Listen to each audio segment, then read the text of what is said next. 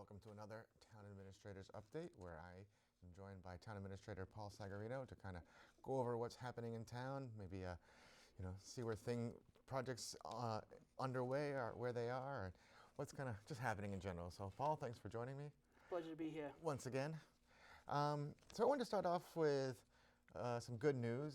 At the Selectmen's meeting this past Monday, 2 members of the DPW were honored for a big achievement. You want to talk about that? Sure. It's affectionately known as the Snowplow Rodeo, but what really is, it's a training and skills competition for our public works employees and how they do snow removal. So our team of Pat Duran and Mike DeSimone participated in a competition against 30 plus other communities' snow removal teams. In a competition put on by the Mass Highway Association, and our team came in first place. And by virtue of that, they've earned themselves a trip to a conference in Colorado where they'll participate in seminars on safety and training in regards to the use of this equipment, but they'll also participate against teams from across the country in the same competition. So we're really excited about it. I think our teams have performed well in this competition over the years, but I think this is the first time we've ever come in first place. So we're really proud of the guys, and we're really happy to see that they'll be going to Colorado next month to hopefully bring home a national championship. But again, it seems somewhat like a fun thing, Snowplow Rodeo, but I think to me what it demonstrates to me is that, our employees really strive to be really good at what they do, whether it's plowing or driving a snowblower. I see this across the town on a daily basis where our employees really want to be good at what they do, and I think that this is just a recognition of what I get to see every day, that people going above and beyond to be good at what they do for the town. And we're really proud of the team, and we wish them luck next month in Colorado.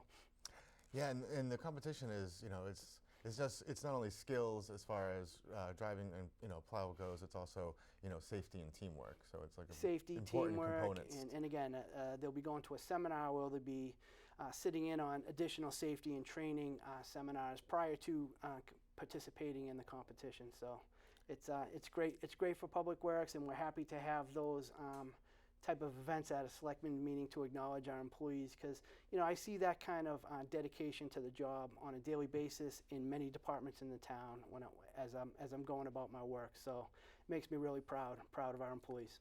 Absolutely, and we wish them well. And since it's a snowplow competition, I think we're pretty confident they're going to beat out Florida and Texas. And, yeah, well, I'd some be of those curious, other states. but they might have their hands full with Alaska and Minnesota. Yeah, so. They might be pretty experienced as well. So we have a pretty significant retirement happening at the end of this month. Chief Steve Yetman of the Burlington Fire Department will be stepping down after, I think, 42 years with the department. And there's an interim, is Mike Patterson, the current assistant chief. We talk about, any comments you have about, Chief Yetman's retirement, and then the process of finding a permanent replacement.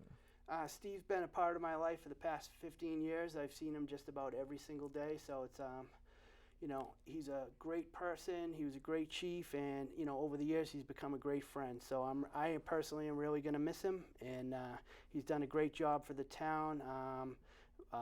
Participated in the new station, the ALS program. So he has quite a few accomplishments under his belt as the chief, and he has a well-earned retirement coming up, and I'm personally very happy for him. But at the same time, I'm going to miss seeing him every day, because I literally have seen him every day, probably other than the weekends, for the past 15 years or so. So it's going to be disappointing from that standpoint.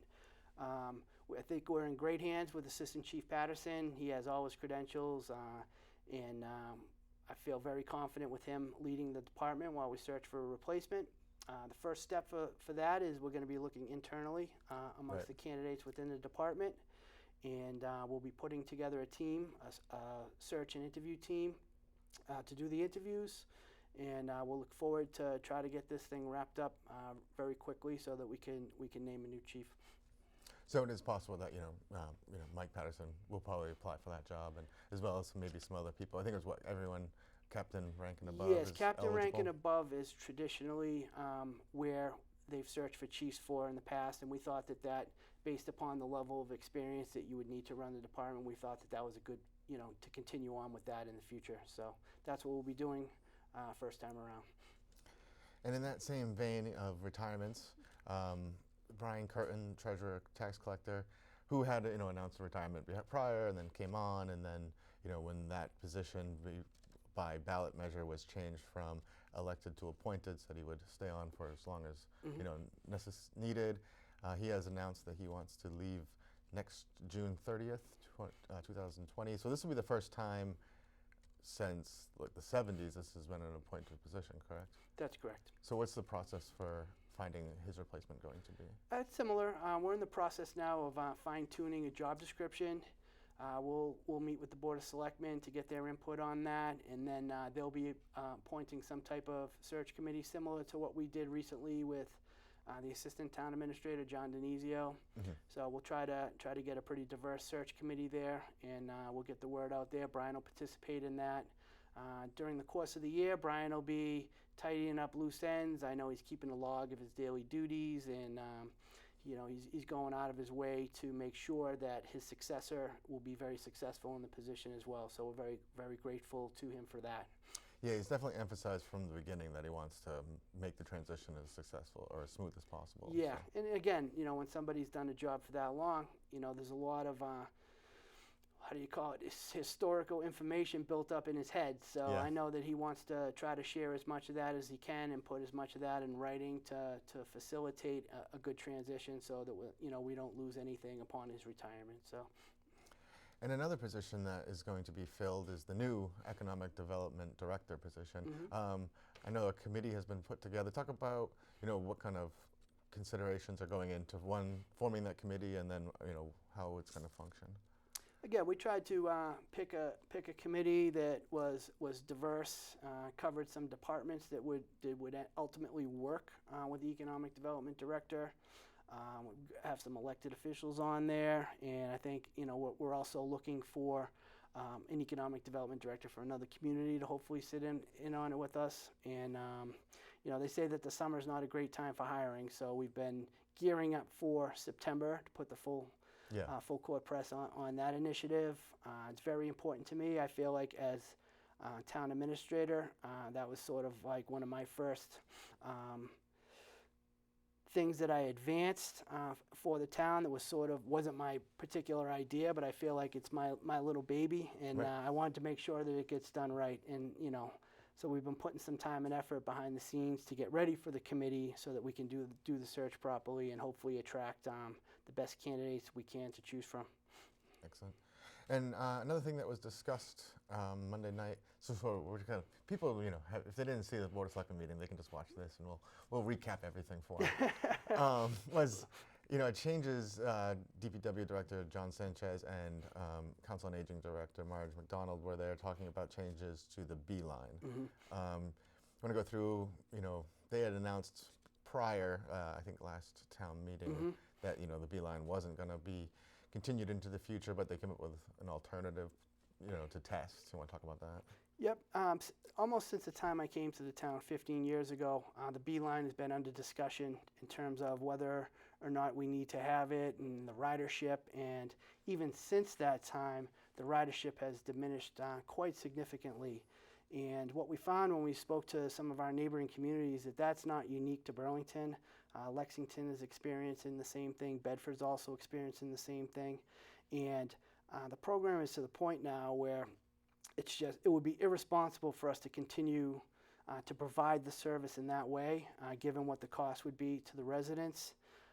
But that said, we do have some residents that really rely on this service, and what we're trying to do is we're trying to find some way to meet their needs for transportation.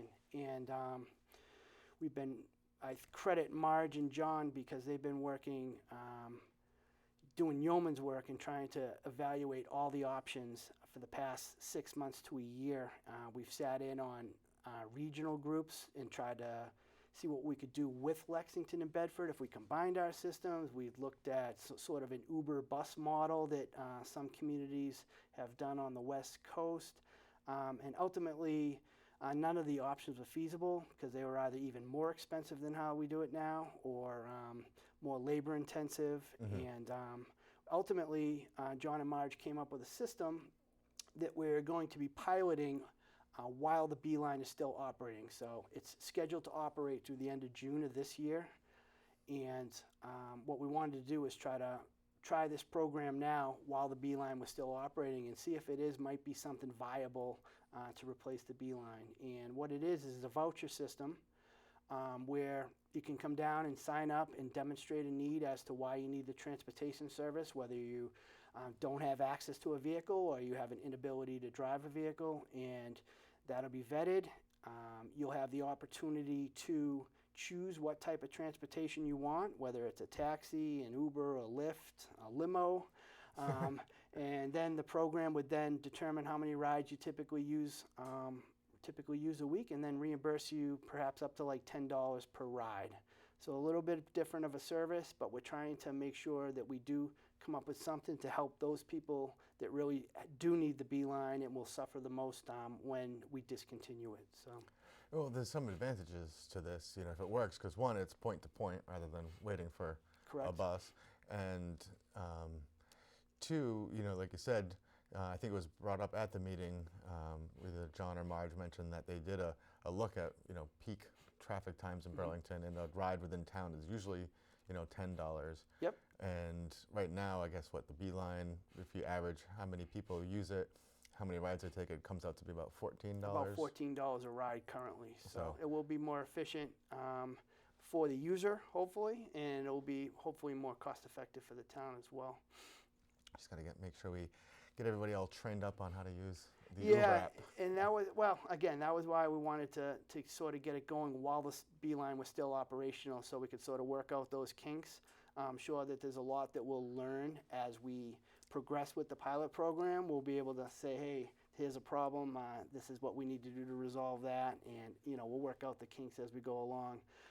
Marge and John worked really hard, so we're in play right now for a federal grant to hopefully supply half the money for the pilot program, and we're very hopeful that we'll receive that. And again, we're disappointed to have to discontinue the service, but again, it would be a disservice to the taxpayers at large to continue on with such an inefficient service. And we're really trying to find something to have in place so that people will have some means of transportation for those folks that have been using the Beeline and really need it. Well, hopefully this will work out well for everybody. All right. Well, I think we've hit on some of the, I know there's a lot going on, but we can't go into everything. But I think we hit on some of the big stuff happening right now. So I appreciate you coming in, and we'll see you back here in September. Thank you very much. Pleasure to be here. All right. Thank you.